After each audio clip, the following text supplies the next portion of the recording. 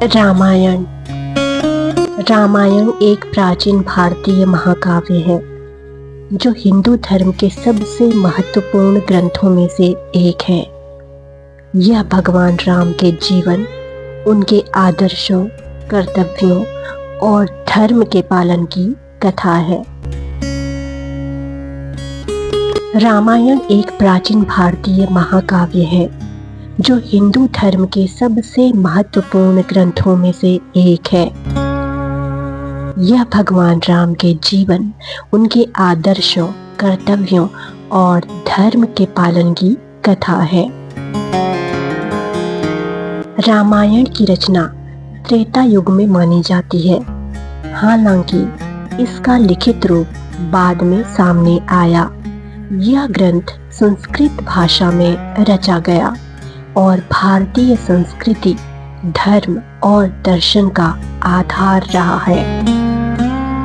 रामायण का प्रभाव न केवल भारत में बल्कि दक्षिण पूर्व एशिया जैसे इंडोनेशिया, थाईलैंड, कंबोडिया आदि देशों में भी देखा जा सकता है। रामायण का ऐतिहासिक महत्व इसकी नैतिक और आध्यात्मिक शिक्षाओं में निहित है। यह ग्रंथ समाज में धर्म, कर्तव्य, नैतिकता और पारिवारिक मूल्यों को स्थापित करने में महत्वपूर्ण भूमिका निभाता है।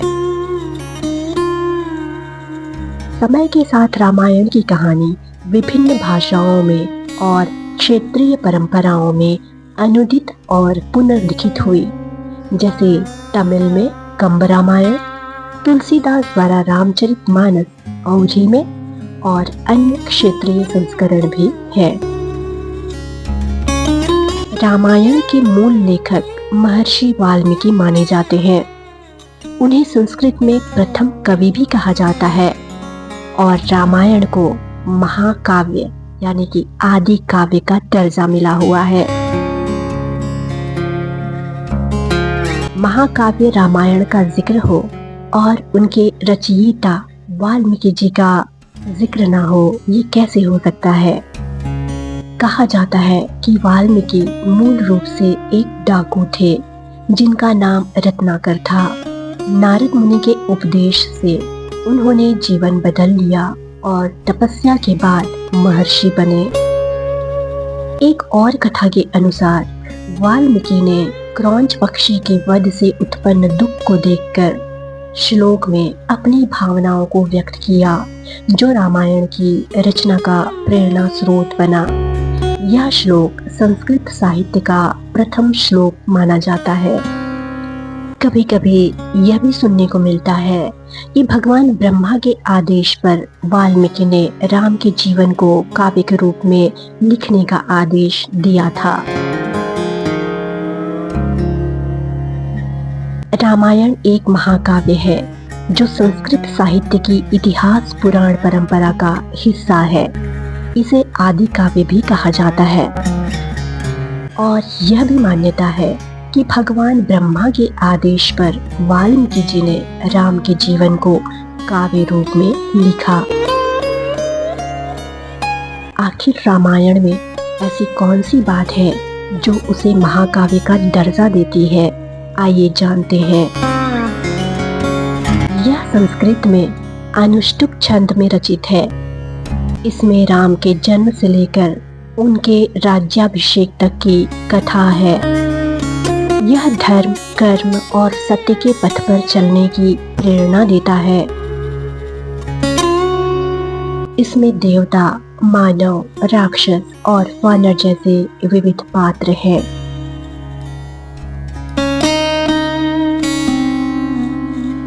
रामायण को इतिहास और पुराण दोनों के रूप में देखा जाता है, क्योंकि यह ऐतिहासिक घटनाओं को काव्यात्मक रूप में प्रस्तुत करता है।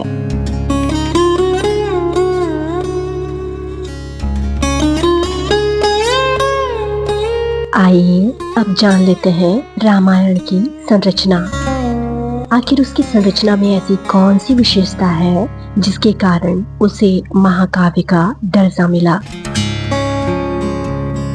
रामायण 7 कांडों में विभाजित है। राम और उनके भाइयों के जन्म, बचपन और विश्वामित्र के साथ शिक्षा व राक्षस वध की कथा बालकांड में है। राम के अयोध्या में जीवन, उनके विवाह और वनवास की तैयारी अयोध्या कांड में है। राम, सीता और लक्ष्मण के वनवास, सीता हरण और रावण से मुलाकात की घटना अरण्य कांड में पाई जाती है। राम की सुग्रीव और हनुमान से मित्रता बाली का वध किष्किंधा कांड में पाया जाता है। हनुमान का लंका में प्रवेश, सीता की खोज और लंका दहन सुंदर कांड में है। राम रावण युद्ध, रावण का वध और सीता की मुक्ति युद्ध कांड, जिसे लंका कांड भी कहते हैं, में उल्लेख है। राम का अयोध्या लौटना, राज्याभिषेक और सीता का त्याग उत्तर कांड में पाया जाता है। जहाँ तक श्लोकों की बात की जाए तो मूल रामायण में लगभग 24,000 श्लोक हैं।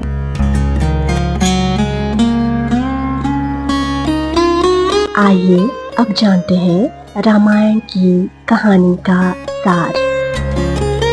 रामायण भगवान राम के जीवन और उनके धर्म, कर्तव्य और त्याग की कहानी है।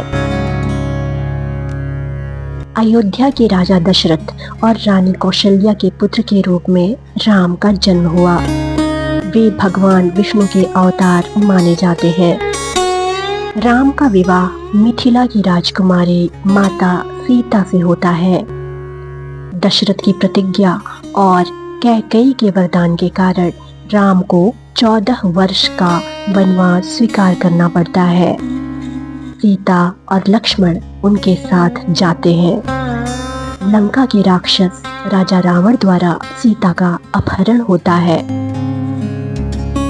सुग्रीव, हनुमान और वानर सेना की सहायता से राम रावण को परास्त करते हैं और सीता को मुक्त करते हैं। राम अयोध्या लौट जाते हैं और उनका वहां राज्याभिषेक होता है, जिसे राम राज्य के रूप में भी जाना जाता है।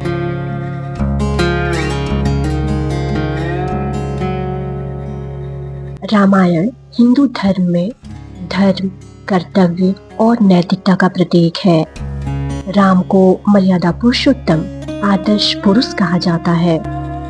रामायण ने भारतीय कला, साहित्य, नृत्य और नाटक जैसे रामलीला को बहुत ही प्रभावित किया है। भारत और विदेशों में रामायण की विभिन्न संस्करण प्रचलित है, जैसे रामचरितमानस तुलसीदास जी का अवधी भाषा में, कंब रामायण तमिल में, आध्यात्म रामायण संस्कृत में, रामकथा जैन और बौद्ध परंपराओं में भी राम कथा के संस्करण मिलते हैं। रामायण की कहानी थाईलैंड, इंडोनेशिया, मलेशिया और अन्य देशों में भी बहुत लोकप्रिय है।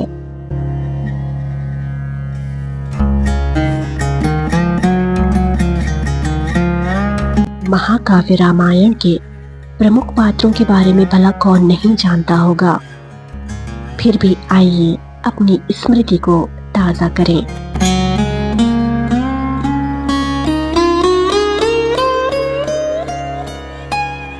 विष्णु के अवतार, अयोध्या के राजकुमार, आदर्श पुरुष श्री रामचंद्र जी। राम की पत्नी, मिथिला की राजकुमारी, पवित्रता और समर्पण की प्रतीक माँ सीता। राम के छोटे भाई, भक्ति और वीरता के प्रतीक लक्ष्मण। राम के परम भक्त, शक्ति और भक्ति का प्रतीक हनुमान जी। लंका का राक्षस राजा, विद्वान लेकिन अहंकारी और अधर्मी रावण। राम के माता पिता दशरथ, कौशल्या, कैकेयी और सुमित्रा। राम के सहयोगी सुग्रीव, विभीषण और जटायु।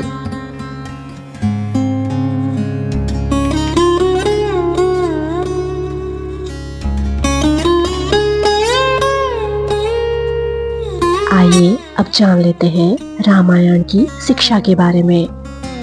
पहला है धर्म का पालन करना। राम ने हर परिस्थिति में धर्म का पालन किया, हमें भी करना चाहिए। दूसरा, कर्तव्य, नैतिकता और त्याग। सीता और राम दोनों ने अपने जीवन में त्याग और नैतिकता का उदाहरण प्रस्तुत किया, जैसा और कहीं नहीं दिखता। भक्ति और विश्वास। हनुमान और लक्ष्मण जैसे पात्र भक्ति और निष्ठा के प्रतीक हैं। भक्ति और विश्वास। हनुमान और लक्ष्मण जैसे पात्र भक्ति और निष्ठा के प्रतीक हैं। दोस्तों, रामायण को टीवी धारावाहिकों में हम बचपन से देखते आ रहे हैं, जैसे रामानंद सागर जी की रामायण।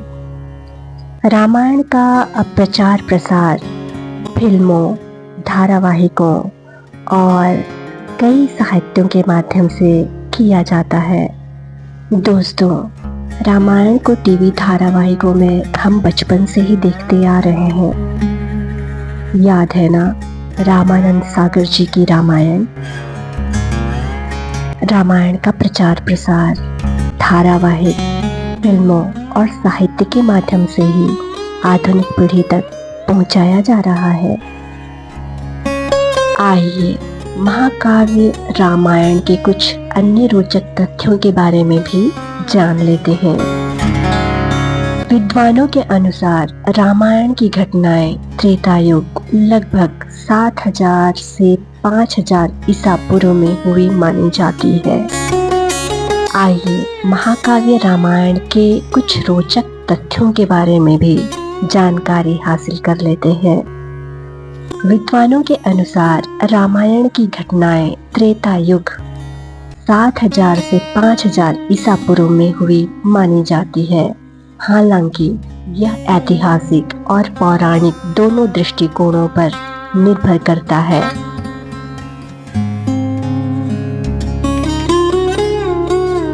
रामायण में भारत के विभिन्न स्थानों अयोध्या, मिथिला, किष्किंधा, लंका का उल्लेख है। आइए महाकाव्य रामायण के कुछ रोचक तथ्यों से भी रूबरू होते हैं। विद्वानों के अनुसार रामायण की घटनाएं त्रेता युग लगभग 7000 से 5000 ईसा पूर्व में हुई मानी जाती है। हालांकि यह ऐतिहासिक और पौराणिक दोनों दृष्टिकोणों पर निर्भर करता है। रामायण में भारत के विभिन्न स्थानों अयोध्या, मिथिला, किष्किंधा और लंका का उल्लेख है, जो आज भी तीर्थ स्थल है। रामायण में वर्णित राम सेतु, लंका तक का पुल आज भी भौगोलिक और पुरातात्विक अध्ययनों का विषय है।